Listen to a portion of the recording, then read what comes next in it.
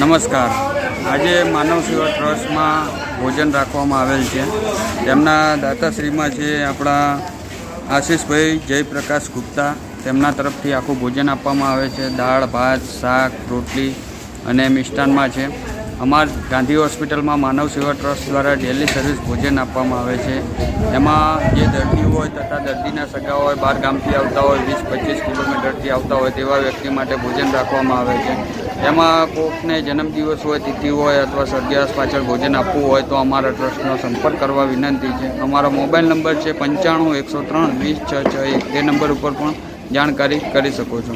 આમાં યથાશક્તિ યોગદાન પણ તમે કરી શકો છો।